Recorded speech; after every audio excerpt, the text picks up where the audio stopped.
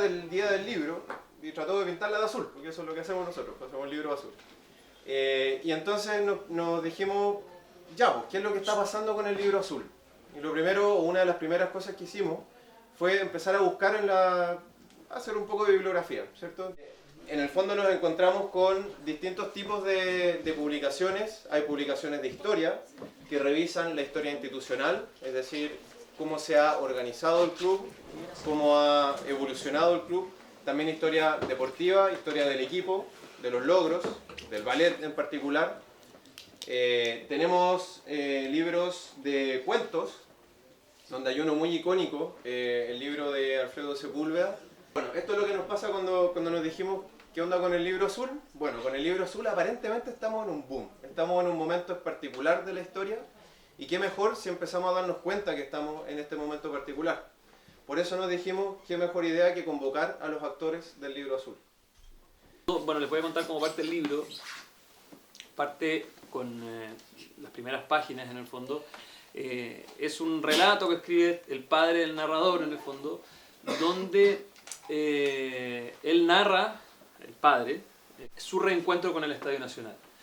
Desde que estuvo ahí prisionero durante los 2 meses que duró, ¿cierto?, el estadio como campo de concentración, y vuelve al estadio recién el año 94 para el partido de la U Católica con el gol de Sala. Entonces es una lucha entre todos los fantasmas que va teniendo en la cabeza al volver al estadio. Hay mucha gente que todavía no es capaz de volver al Estadio Nacional después de todo lo que pasó ahí, otros que nunca volvieron, por supuesto. Entre la alegría inmensa que le produce estar ahí, ver ese momento histórico tan esperado por él y los fantasmas de todo lo que pasó en ese lugar que lo acechan. Entonces esa sensación a mí me parece como muy identificativa de lo que es el hincha azul.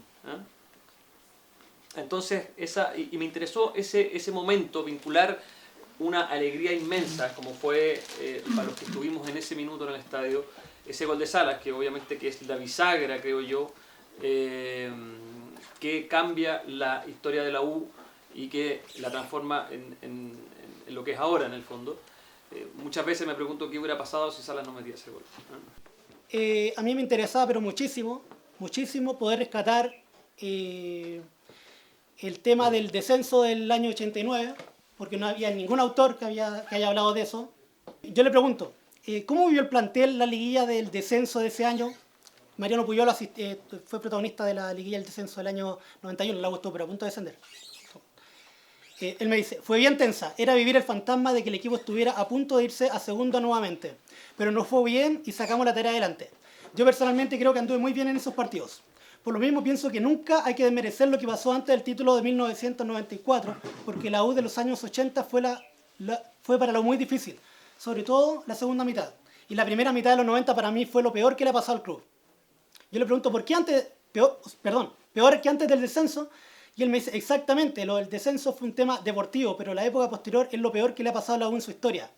Durante esos años era muy difícil poder jugar en el club, realmente difícil. Era como tener un Fórmula 1 por fuera con un motor de Fiat 600, es decir, era un equipo grande pero con nada. A la U lo único que le quedaba era el nombre y la historia.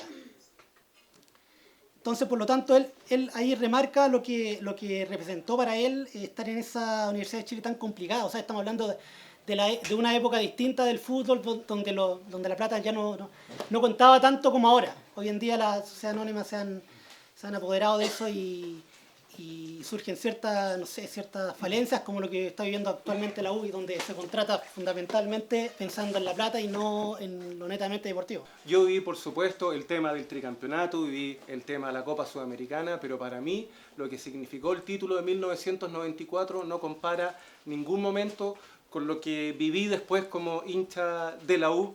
Aquí hay próceres de la historia de la U, grandes amigos, está Cristian Piera, Eduardo García, está mi padre, y ellos a lo mejor podrán decir de que el título del 59, aquella final que le ganamos a Colo-Colo, donde antes de ganar ese partido que es en noviembre del año 59, la penúltima fecha, se remonta un 2-0 para ganarlo 3-2 con un gol de Carlos Campos en el minuto 95, así ganamos la última fecha y después les ganamos aquella épica final 2-1 con goles de Ernesto Álvarez y Leonel Sánchez. Por supuesto, los tres fueron al estadio y para que no les suelte todos les cuenten lo que fue aquel épico momento.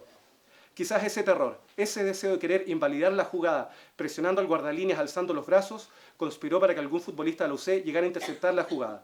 Pero el balón ya había bajado desde el once azul y la zurda mágica, esa zurda araucana, tomó la pelota con el empeine de José Marcelo Salas Melinao, quien de volea le pegó con violencia hacia el palo opuesto de Patricio Toledo. Mi primera sensación era que el tiro había dado en el vertical, pero error, pues había golpeado en el palo externo, sostenedor de la red, desde adentro del arco. La pelota salió, pegó en la cara interna del vertical y se fue a dormir a la red.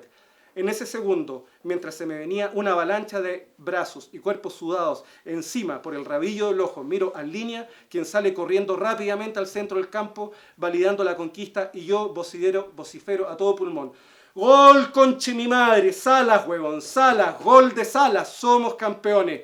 Mientras seguía el prolongado festejo en un elixir de emoción, en la cancha se armó un caos con los jugadores cruzados encimando al árbitro y tratando de agredir a Salas por una situación no advertida. Pero era todo desahogo y el cántico: ¡Oh, dale matador, matador, matador, dale matador! Se hizo aún mucho más fuerte cuando inexplicablemente Carlos Robles le mostró la tarjeta roja. Eso es todo, muchas gracias.